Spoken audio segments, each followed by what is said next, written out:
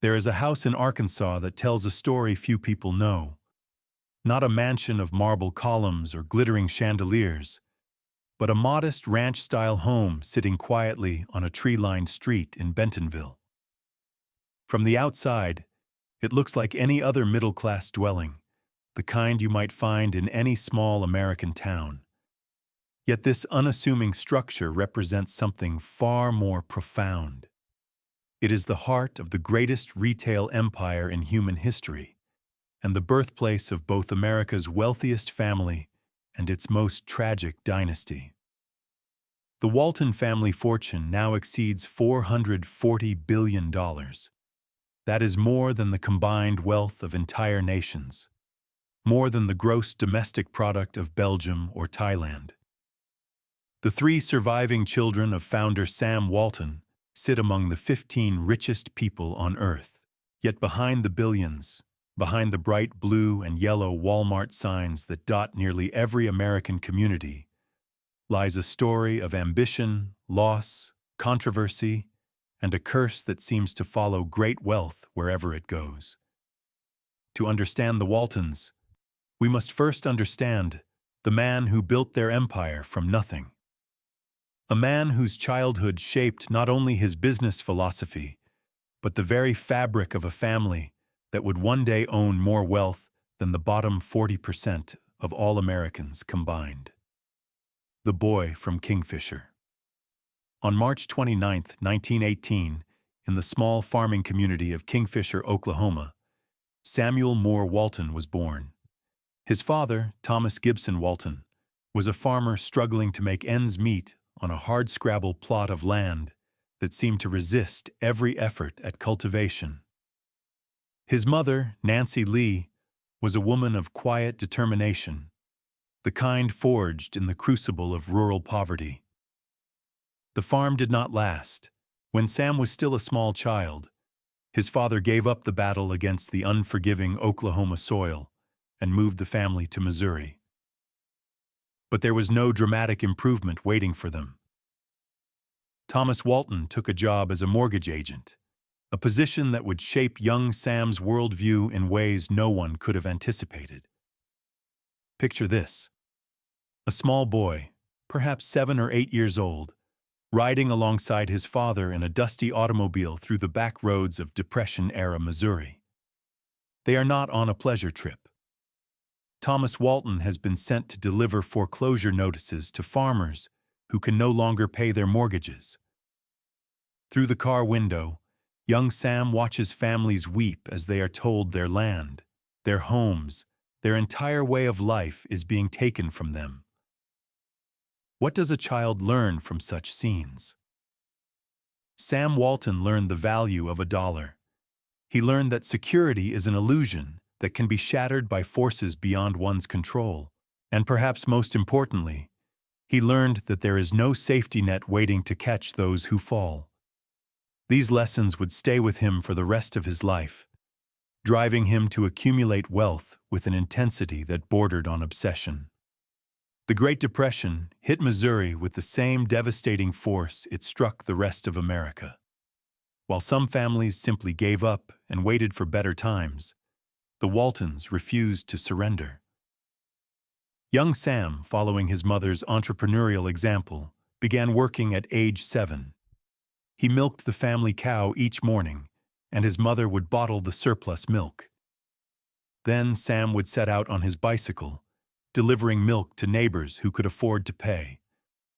But the milk rounds were only the beginning. Sam delivered newspapers on routes so long he had to hire other boys to help him cover the territory. He sold magazine subscriptions door to door. He raised and sold rabbits and pigeons. By the time he reached high school, he was earning what he later called serious money, between $4,000 and $5,000 annually. In Depression-era America, this was an extraordinary sum for a teenager. Sam excelled at everything he touched. He became the youngest Eagle Scout in Missouri history, while still in 8th grade in Shelbina. His high school classmates voted him most versatile boy. He was quarterback of the football team and president of the student body. There was something about Sam Walton that drew people to him, a combination of charm, drive, and an almost preternatural ability to connect with others. When Sam enrolled at the University of Missouri in 1936, he was not escaping his working-class roots. He was leveraging them. He paid his way through college by continuing his newspaper routes and working as a waiter in exchange for meals. He joined a fraternity, was tapped by a prestigious honor society, and graduated with a degree in economics in 1940. 3 days after graduation, Sam walked into a J.C. Penney store in Des Moines, Iowa, and began his first professional job as a management trainee. The salary was $75 a month, barely enough to live on. But what Sam Walton learned in those 18 months at Penney's was worth more than any paycheck. He learned the fundamentals of retail, yes, but more importantly, he learned how to treat customers. The Penny idea, as it was called, emphasized serving customers with respect and honesty. These principles would become the foundation of Walton's own retail philosophy, though his interpretation of them would prove controversial in ways James Cash Penney never imagined.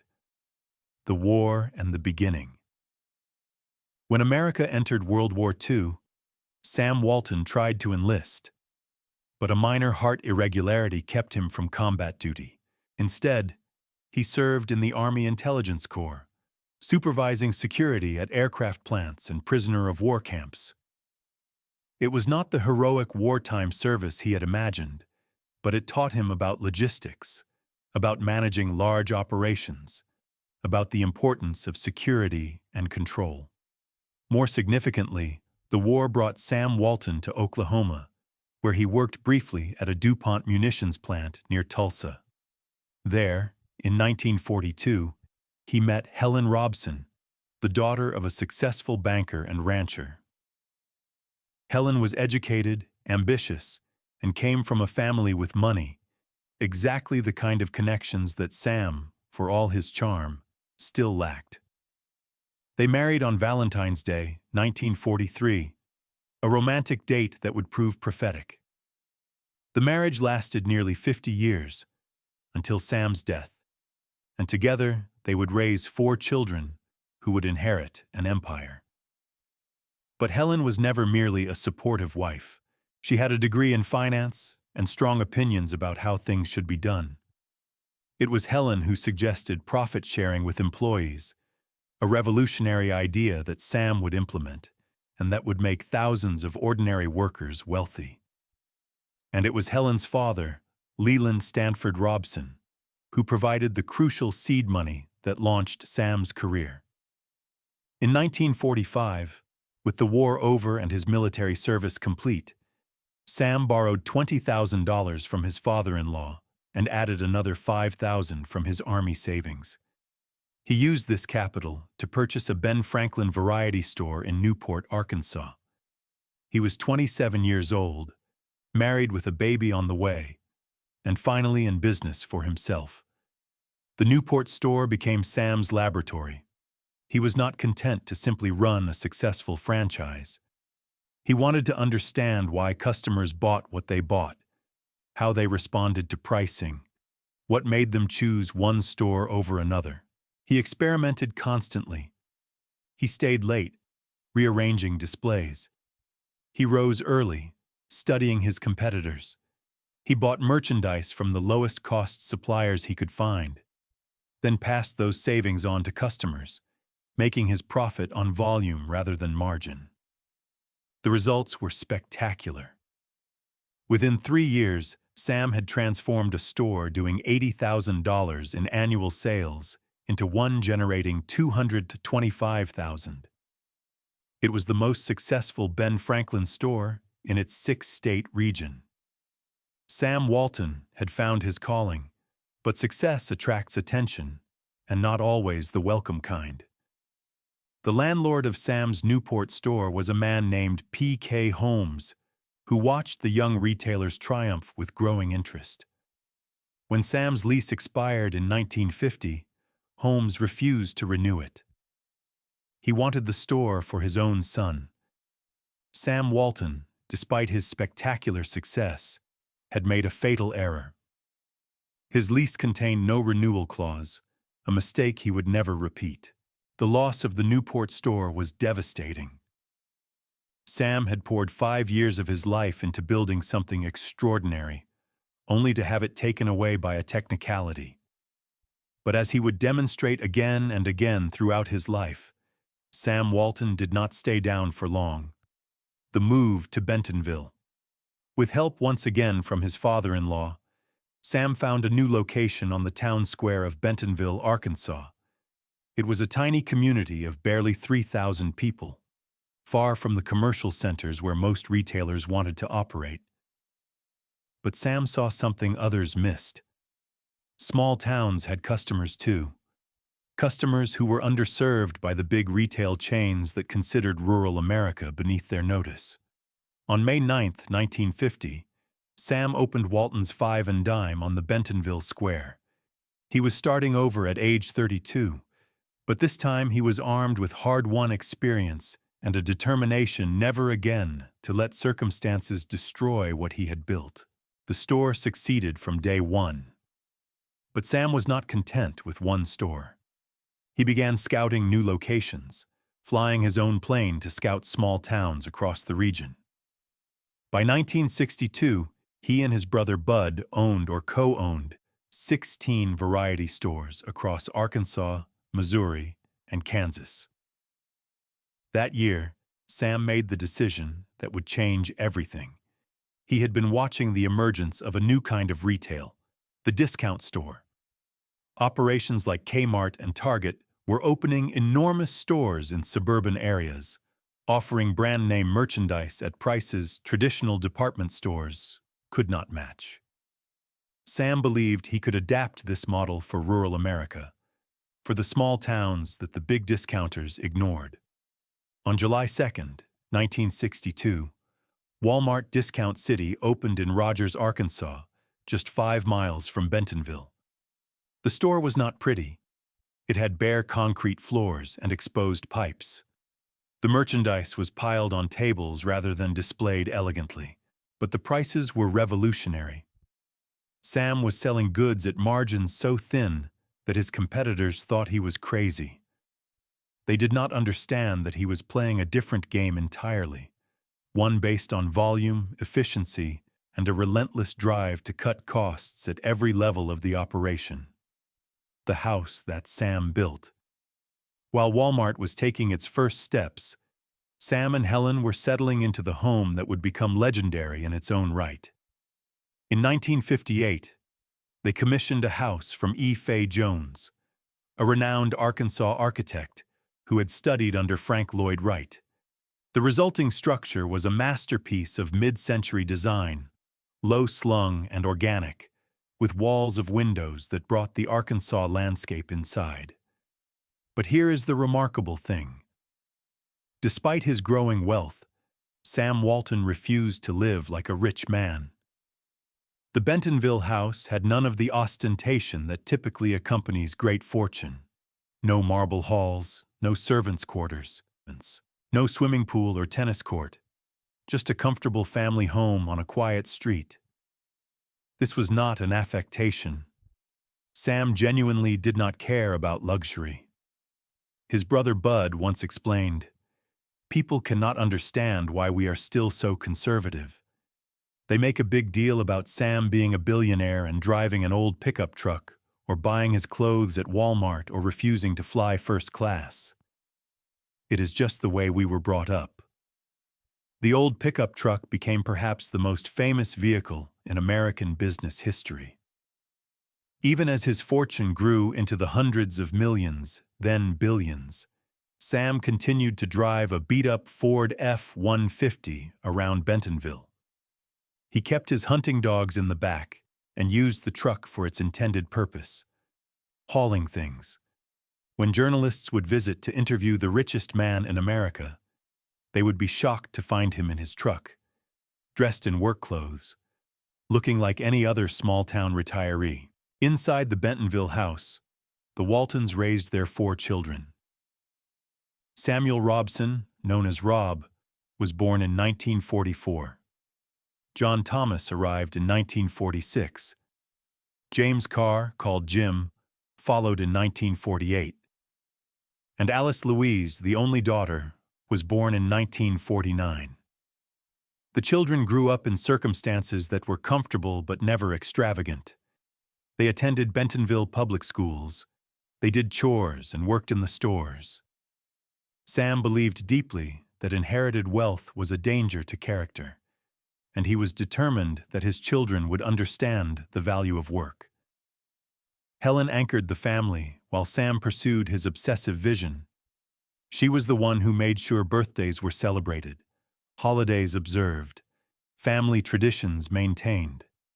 Sam himself was often absent, consumed by the demands of his rapidly growing business. He would fly out before dawn, visiting stores across several states, then return late at night, his mind still churning with ideas for improvement. The empire expands. Throughout the 1960s and 70s, Walmart grew at a pace that amazed even Sam himself. He opened store after store, always in small towns, always undercutting the competition on price. He pioneered innovations that would transform retail. He built enormous distribution centers that allowed him to move goods with unprecedented efficiency. He was among the first retailers to embrace computer systems for tracking inventory and sales.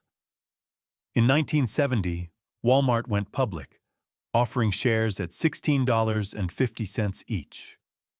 The stock would split multiple times over the following decades, meaning that an investor who bought 100 shares in that initial offering would eventually hold shares worth more than $15 million. Sam shared the wealth with his employees, though critics would later argue not generously enough. The profit-sharing plan that Helen had suggested became a cornerstone of the Walmart culture. Longtime employees, even those working on the sales floor, accumulated significant nest eggs. Stories circulated of truck drivers and department managers retiring as millionaires. But there was a darker side to Sam's drive for efficiency. His famous proclamation, "I pay low wages. I can take advantage of that. We are going to be successful, but the basis is a very low-wage, low-benefit model of employment," would come back to haunt the company and family for decades. In the 1960s, when President John F. Kennedy extended minimum wage protections to retail workers, Sam was furious. He had been hiring displaced farm workers for as little as 50 cents an hour. Now the government was telling him he had to pay $1.15. His response was to divide his stores into separate legal entities, each designed to fall below the revenue threshold that triggered minimum wage requirements. When a federal court ordered him to issue back pay to workers in several Arkansas towns, including double-time penalties for wages they had lost, Sam reportedly told a meeting of employees that he would fire anyone who cashed their check. Cooler heads prevailed, and the checks were eventually honored. But the incident revealed something troubling about the man who preached customer service and employee empowerment. When his profits were threatened, Sam Walton could be ruthless. By the early 1980s, Walmart was no longer just an Arkansas phenomenon. It was a national force, expanding into state after state, crushing local competitors who could not match its prices. In 1985, Forbes magazine declared Sam Walton the richest man in America, with a fortune estimated at nearly $3 billion. Sam himself seemed bemused by the attention. He continued to live in the same Bentonville house, drive the same pickup truck, hunt with the same dogs. He ate breakfast at the same local diner, wearing the same faded clothes. When journalists asked about his wealth, he would deflect with self-deprecating humor. "All that Walmart stock," he would say, "well, it is just paper. It does not mean anything until you sell it." But Sam knew better than anyone what his stock meant, and he had begun planning carefully for what would happen when he was no longer around to guide the family and the company. The architecture of inheritance. In the early 1980s, Sam Walton made a series of decisions that would have profound consequences for his family and for America. Worried about estate taxes that could force the sale of the company after his death, he transferred ownership of his Walmart shares into a family partnership called Walton Enterprises. The structure was ingenious. Sam and Helen each retained 10% of Walton Enterprises, while each of their 4 children received 20%. This meant that when Sam died, only his 10% share would be subject to estate taxes. The bulk of the fortune would pass to the next generation, essentially intact. The children were still relatively young when this transfer was made, and the implications may not have been fully apparent to them. But Sam understood exactly what he was doing. He was creating a dynasty, a permanent concentration of wealth and power that would give his descendants influence for generations to come. By 1990, Walmart had become the largest retailer in the United States, surpassing even the mighty Sears. The company operated more than 1,700 stores across 42 states. Sam's vision of bringing discount retail to rural America had succeeded beyond anything he could have imagined. But Sam Walton was dying. The diagnosis. In 1982, Sam had been diagnosed with hairy cell leukemia, a rare form of blood cancer.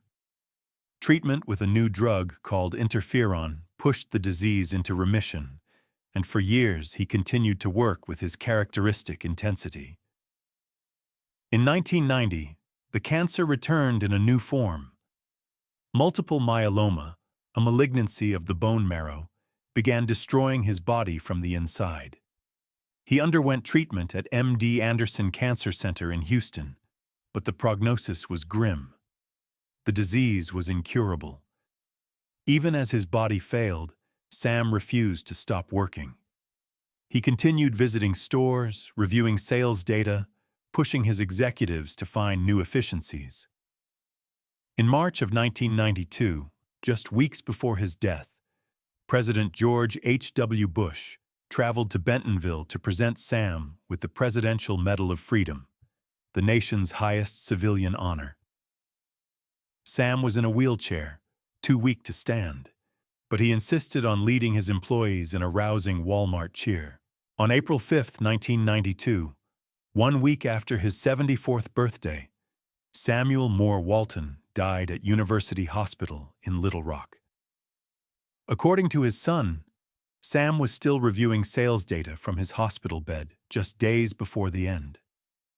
The news of his death was transmitted by satellite to all 1,960 Walmart stores worldwide. Employees who had never met him wept. Even critics who had condemned his business practices acknowledged that something extraordinary had passed from the American scene. Sam Walton was buried in the Bentonville Cemetery, not far from the house on the tree-lined street where he had raised his family. His grave is marked by a modest headstone, indistinguishable from those of his neighbors, just as he would have wanted it. The inheritance. Sam left behind a fortune worth approximately $23 billion, divided among his wife and 4 children, according to the partnership structure he had established years before. Helen received Sam's 10% share, tax-free through the marital exemption. The children's shares, already in their possession through Walton Enterprises, required no transfer at all.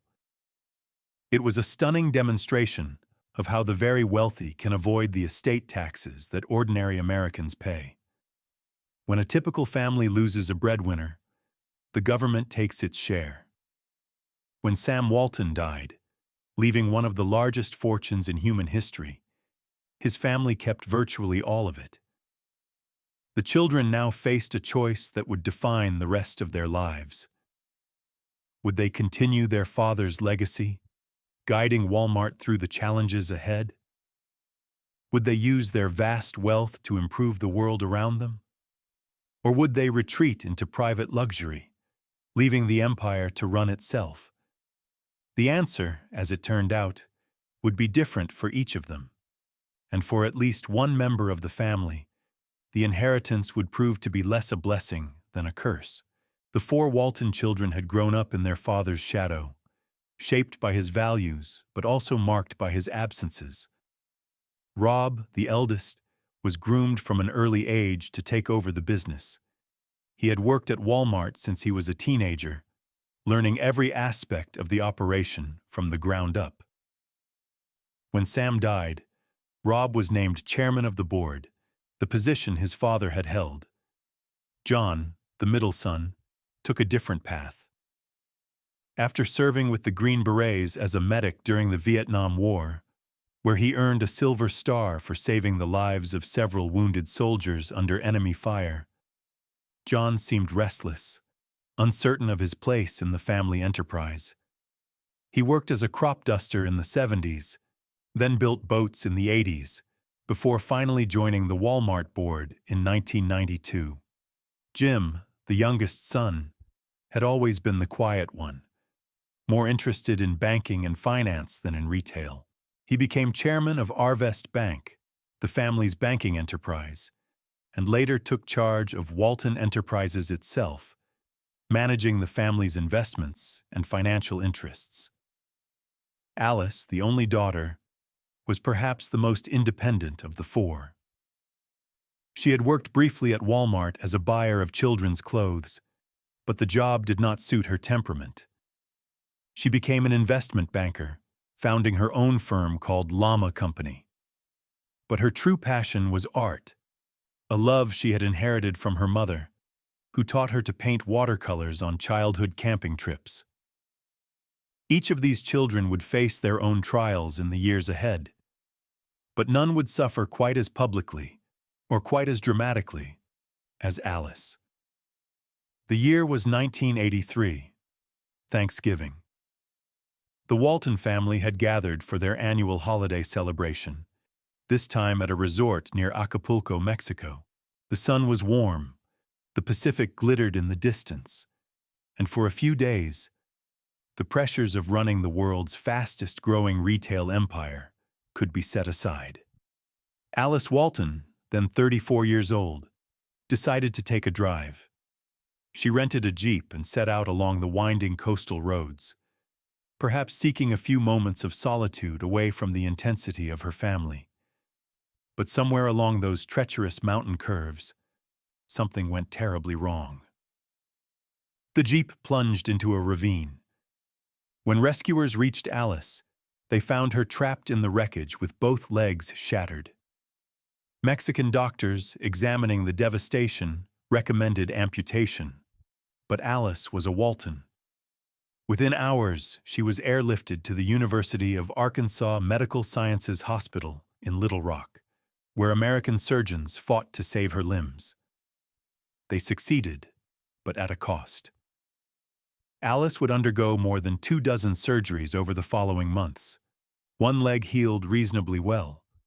The other remained a constant source of pain, slightly shorter than before, a permanent reminder of that Thanksgiving in Mexico. For the rest of her life, Alice would walk with a barely perceptible limp, and her lawyers would cite her injuries to explain away future troubles. The Acapulco accident was the first public sign that wealth could not protect the Waltons from tragedy. It would not be the last. The fatal morning, April 4th, 1989. A misty morning in Fayetteville, Arkansas. Alice Walton was behind the wheel of her Porsche, driving along a country road. The conditions were poor, visibility limited by the fog that hung over the Ozark Hills. Ahead of her, a woman named Oleta Hardin stepped into the road. Hardin was 50 years old, a cannery worker, someone whose entire annual salary would not have covered the cost of Alice's car. She never saw the Porsche coming. The impact was devastating. Oleta Hardin died at the scene. What happened next would become one of the most controversial episodes in Walton family history. Despite reports that Alice had been speeding, despite the fact that she had received a speeding ticket just the previous year, no charges were ever filed. The incident was officially recorded as a no-fault accident, a tragic but unavoidable collision of circumstances. Oleta Hardin's family received no public acknowledgement from the Waltons. The woman who had worked her entire life in a cannery, probably shopping at Walmart because she could not afford anywhere else, was simply gone. And Alice Walton drove away without consequence. To critics, the case exemplified everything wrong with American justice. When a billionaire kills a working-class woman, the billionaire walks free. When ordinary people make the same mistake, they face manslaughter charges, civil suits, the destruction of their lives. But Alice Walton was not ordinary people. She was the daughter of the richest man in America, and in Arkansas, the Walton name carried weight that bent the scales of justice. The pattern continues. 9 years passed. Alice had moved on from the Hardin tragedy, at least publicly. She had founded Llama Company, her investment bank, and played a major role in financing the Northwest Arkansas Regional Airport, a project that would transform the region's economy. The airport terminal was named in her honor. She seemed to be building a legacy separate from her father's, one defined by finance and civic leadership rather than retail. Then came the night of her arrest in Springdale, Arkansas. In 1998, Alice was driving her SUV through town when she lost control and crashed into a gas meter and telephone booth. When police arrived, they found her intoxicated. Her blood alcohol level measured 6 points above the legal limit. The arresting officers would later describe a remarkable exchange. According to their accounts, Alice looked at them and asked, "Do you know who I am? Do you know my last name?" It was a rhetorical question. Everyone in Arkansas knew the Walton name. The family's stores employed tens of thousands of people across the state. Their foundation donated millions to local causes. Their banks held mortgages on countless homes. To cross the Waltons was to risk one's livelihood in ways both obvious and subtle. Alice's lawyers mounted an unusual defense. They argued that her erratic driving was caused not by alcohol, but by fatigue from working too hard at the office that day. The Springdale judge was not convinced. Alice was convicted of driving while intoxicated and fined $925. $925. Her net worth at the time was approximately $6.3 billion. The fine represented roughly 0.00001% of her fortune, the equivalent of an ordinary person being fined a fraction of a penny. Alice paid and moved on. The incident became a minor footnote in local news coverage, quickly forgotten by everyone except those who saw it as further evidence that the rules applied differently to the Waltons. The birthday arrest. October 7th, 2011. Alice Walton's 62nd birthday. She had spent the evening celebrating with friends at a Fort Worth restaurant, then got behind the wheel of her SUV for the drive home to her Texas ranch. Texas State Trooper Jeffrey Davis was patrolling Interstate 20 near Weatherford when he noticed an SUV weaving between lanes. He pulled the vehicle over and approached the driver's window. Alice Walton was slumped in her seat. According to the trooper's report, she could not walk a straight line, could not touch her finger to her nose, and appeared heavily intoxicated. When Davis informed her that her vehicle registration had expired, Alice replied with words that would later become infamous. "I have someone who does that for me." She was arrested and taken to the Parker County Jail, where she was held overnight. Her mugshot, which should have appeared on the jail's public website within hours, mysteriously failed to post, until a reporter called to inquire about it. The Parker County Sheriff claimed he was unaware of any issue with the website. What followed was a masterclass in how wealth can make legal problems disappear. Alice's lawyers produced letters from doctors explaining that her failed sobriety tests were actually caused by lingering balance problems from the 1983 Acapulco accident. The same injuries that had plagued her for nearly 30 years, they argued, made it impossible for her to walk a straight line even when sober. More critically, no blood alcohol test was ever conducted. Trooper Davis, for reasons that were never fully explained, had not administered a breathalyzer or drawn blood at the scene. This left prosecutors with only the field sobriety tests as evidence, tests that Alice's doctors claimed were meaningless given her physical condition. The case dragged on for 2 years.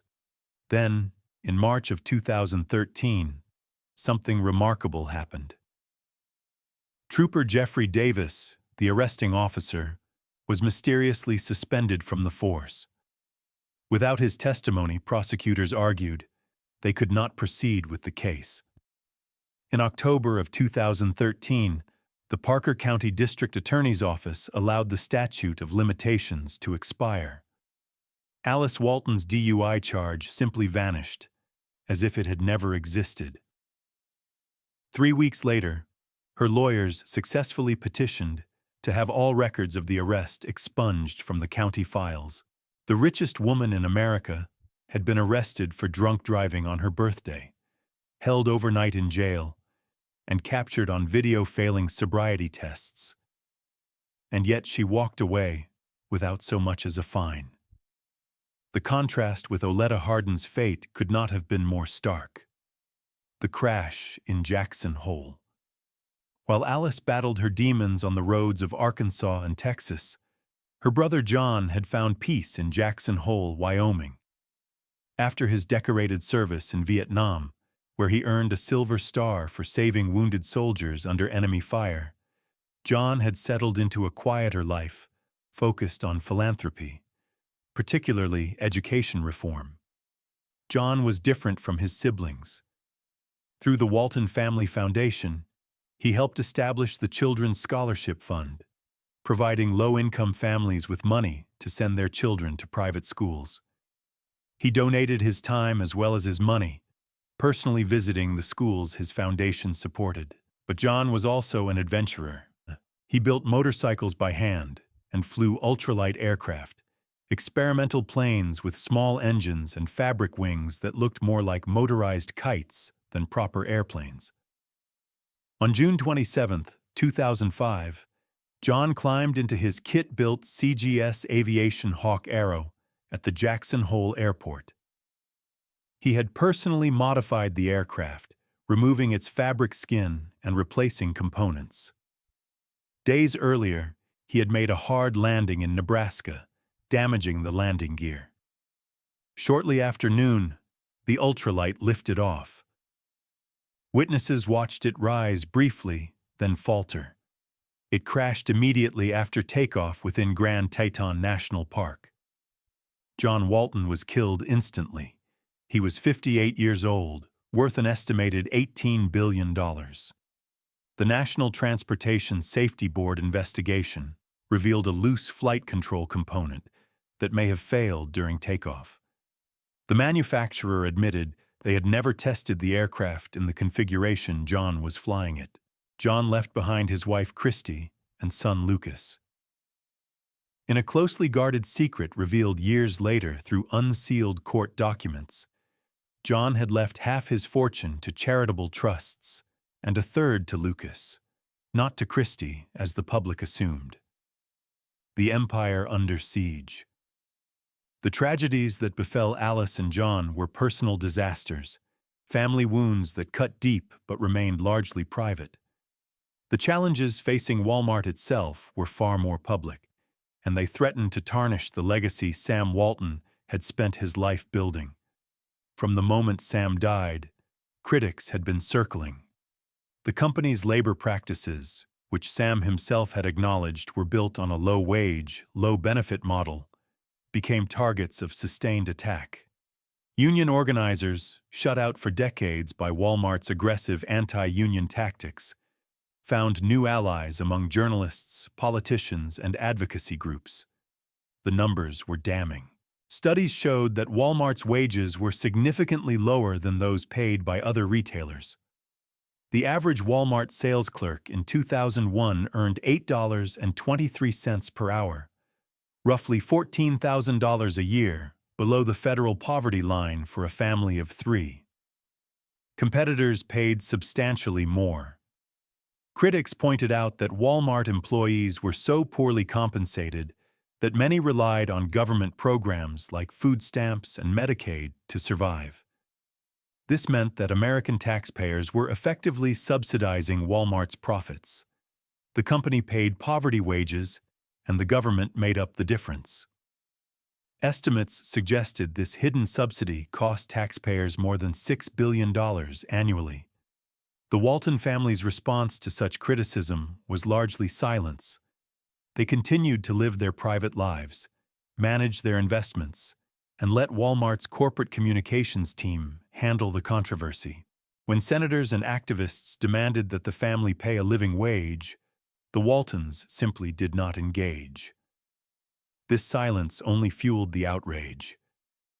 Here was a family worth hundreds of billions of dollars, a family that had seen its fortune increase by roughly 10,000% since 1982, refusing to ensure that its workers could afford basic necessities.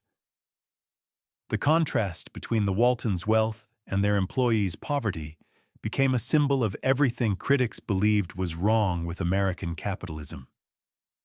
Protests erupted at Walmart stores across the country. Workers staged walkouts on Black Friday, the busiest shopping day of the year. Activists marched to Alice Walton's luxury apartment building on Park Avenue in Manhattan, demanding that the family address wage inequality. 26 protesters were arrested after refusing to leave the street in front of her residence. The Waltons remained unmoved. Critics called them the real welfare queens of America, arguing that the family's fortune was built on the backs of taxpayer subsidies. Supporters countered that Walmart provided millions of jobs and brought low prices to communities that desperately needed them. The debate continued without resolution, a permanent fixture of American political discourse, and the Walton fortune continued to grow. The House of Art. If there was one area where Alice seemed determined to redeem her family's reputation, it was art. Her love had begun in childhood, nurtured by her mother Helen, who taught her to paint watercolors. When Alice was 10, she purchased her first artwork, a reproduction of Picasso's Blue Nude, for $2. As her fortune grew, Alice began acquiring serious pieces by American masters like Winslow Homer and Georgia O'Keeffe. Then, in 2005, she shocked the art world by purchasing Asher Brown Duran's Kindred Spirits from the New York Public Library for $35 million. Critics accused her of stripping cultural treasures from institutions. The fact that the painting was heading to Arkansas seemed to add insult to injury. Alice had an answer. In 2011, she opened the Crystal Bridges Museum of American Art in Bentonville. Built into an Ozark ravine, the museum housed more than $500 million of her personal collection. Admission was free, ensuring working-class families could experience the same artistic treasures as visitors to New York museums. Crystal Bridges became a genuine cultural destination, drawing hundreds of thousands annually. For Alice, it represented redemption, something beautiful that had nothing to do with discount retail or family controversies. The legacy endures. Today, the Walton family remains the richest in America. The 3 surviving children of Sam Walton, Rob, Jim, and Alice have a combined net worth exceeding $280 billion. This is more than the individual fortunes of Jeff Bezos or Elon Musk. It is more than the gross domestic product of Portugal or New Zealand. The next generation is rising. Lucas Walton, John's son, has emerged as a major figure in his own right, worth more than $11 billion. Stuart Walton, Jim's son, now sits on the Walmart board, carrying the family legacy into its fourth generation. The dynasty Sam Walton created shows no signs of fading. The Bentonville house still stands on its quiet street. It is no longer occupied by Waltons, having been donated to the Edward M. Kennedy Institute after Ted Kennedy's death in 2009. But the surrounding community has been transformed beyond recognition. What was once a sleepy Arkansas town of 3,000 people is now a booming metropolis, home to the corporate headquarters of the world's largest retailer and the cultural institutions the Waltons have funded. The original Walmart store on the Bentonville Square, Walton's Five and Dime, is now a museum dedicated to Sam's memory. Visitors can walk the same floors where Sam experimented with displays and pricing, where he developed the techniques that would revolutionize retail. His old pickup truck is on display, a relic of an era when the richest man in America drove the same vehicle as his customers. But the Walton legacy is more complicated than any museum can convey. Sam built an empire on the promise of low prices for ordinary Americans. He also built it on low wages that kept many of those same Americans in poverty. He preached the value of hard work while arranging his affairs to ensure his heirs would never have to work at all. He spoke of treating employees like family while fighting every attempt they made to organize for better conditions. His children inherited his contradictions along with his fortune. Alice found escape in art and notoriety in her encounters with the law. John sought meaning in philanthropy and adventure, only to die pursuing the latter. Rob and Jim have largely avoided the spotlight, managing their billions with the quiet efficiency their father would have admired.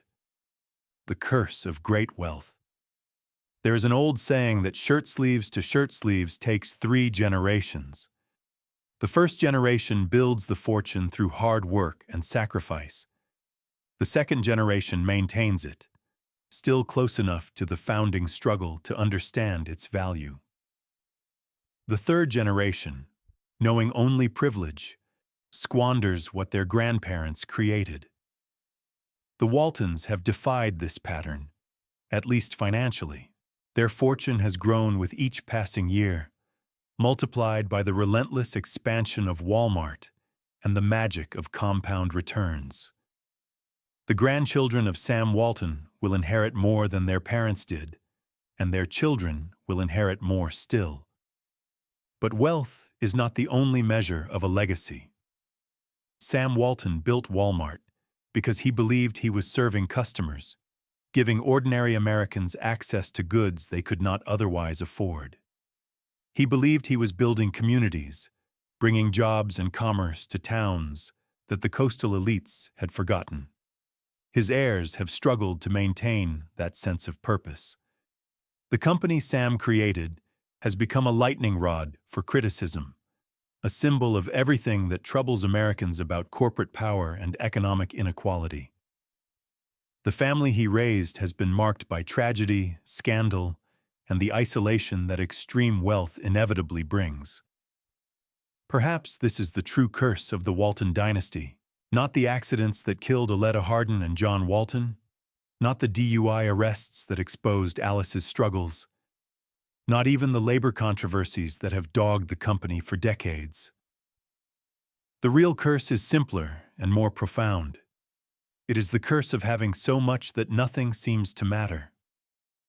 When you can buy any painting, fund any museum, influence any politician, what is left to strive for? When your fortune grows by millions of dollars every hour regardless of what you do, what is the point of effort? When the law bends around your name and your lawyers can make any problem disappear, what becomes of accountability? Sam Walton knew the answer to these questions. He had learned it as a boy in Depression-era Missouri, watching families lose everything because they could not pay their mortgages. He had learned it in Newport, when a landlord's greed cost him the store he had spent 5 years building. He had learned it every day of his working life, competing against rivals who wanted to destroy him. His heirs have never faced such struggles. They were born into wealth and have known nothing else.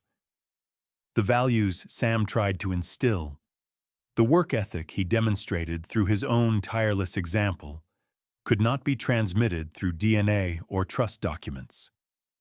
Each generation must learn these lessons for itself, and the Waltons have had little opportunity to learn them. The final reckoning. On a quiet street in Bentonville, Arkansas, the house that Sam built still stands. The trees have grown taller. The neighborhood has changed. But the structure itself remains. A modest ranch-style home that tells the story of a man who had everything and wanted nothing more than to keep working. Sam Walton is buried nearby, in a cemetery where his headstone is no grander than those of his neighbors. He wanted it that way. He had spent his life resisting the trappings of wealth, and he saw no reason to change in death. His family has honored his wishes in some ways and departed from them in others. They have given billions to charity, as Sam would have wanted. They have also accumulated art collections, luxury apartments, and private jets that Sam would have found incomprehensible. They have maintained the family unity that Sam considered essential, but they have also withdrawn into a privacy so complete that most Americans know almost nothing about them. The Walmart empire continues its march across the globe. New stores open, new markets are conquered, new controversies erupt and are forgotten. The Walton fortune grows, and somewhere in America, a single mother working at Walmart finishes her shift and drives home, wondering how she will pay her rent this month. She shops at the store where she works because she cannot afford to shop anywhere else. Her children will grow up in poverty, as she did, despite the fact that she works for the richest family in the world. This is the true legacy of the Walton dynasty, not the museums or the foundations or the billions in philanthropy, not the tragedies that have struck the family or the scandals that have made headlines. The true legacy is the system Sam Walton built, a system that generates unimaginable wealth for a few while leaving millions struggling to survive. Sam believed he was serving his customers. His heirs believe they are continuing his work. The workers who stock the shelves and run the registers believe they deserve better. Who is right? That is a question each American must answer for themselves. But as you consider your answer, remember the house on the quiet street in Bentonville. Remember the boy who grew up in the Depression, watching families lose everything.